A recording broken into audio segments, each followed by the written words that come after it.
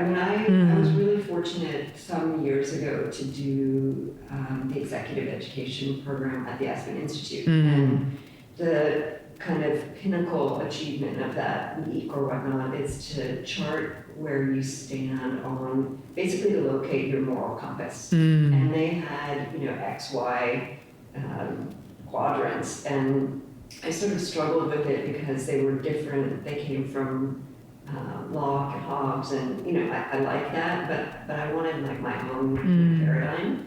And so my vertical axis, I decided like the top of it was transcendence and the bottom of it was fear. And my theory was that the closer I got to transcendence, the further I was from fear, and the closer I was to fear, the further I was from transcendence. So I've thought really productively about that idea of fear or terror or whatnot. And I wonder if you've thought about some of these and what you think the productive aspects of fear are. Yeah, it's such an interesting question. I think it's important maybe to start with what the fear is about, right? To actually really unpack that a little bit. And I think it's probably different for everyone, although I suspect that there's probably some structural similarities, right? And then how that graphs onto your own identity or your own history. Part of the fear was financial. Like, how am I going to pay my mortgage? How am I going to survive? What is going to be my livelihood? And that was a real fear. And that brought up a ton of stuff from my childhood that I clearly hadn't processed, clearly hadn't worked through, different feelings of dependency and independence, right? And this is the dynamic of the child in relationship to her parents, right? Like, so you don't think you're behaving like that at work, but that is part of what's happening at work, right? You are dependent and you are independent and you are negotiating those things in the space of your workplace. And one of the things that led me to believe led me to understand was that I wasn't going to make as much as I had been making, and that I was actually okay with that. And that was big too, of like, what was I okay with not getting in return for not doing?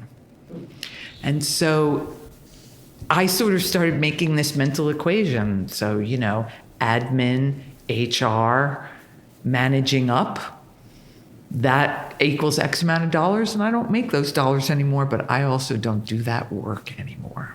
And that began to be a kind of almost liberating form of the mathematics.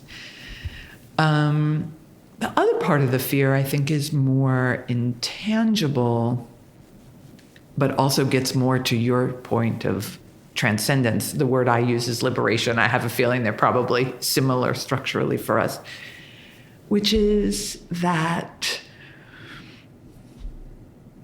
when I'm out now, when I write, when I'm out at a party, when I'm doing my work, I feel like I no longer have any protective carapace. I'm Helen Molesworth. I'm not the chief curator of anything. I don't have any cover. I'm out there. I feel really, really exposed.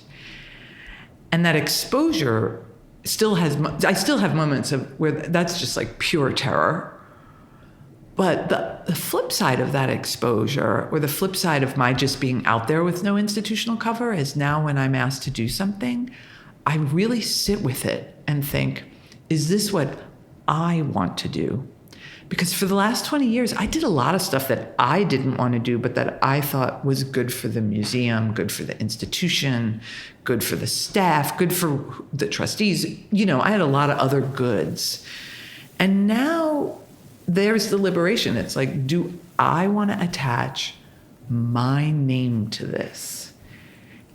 And I'd never thought like that before. And I feel really fortunate. I have a lot of friends in their 30s, and I feel like I've learned from a lot of my friends who were never institutionally affiliated.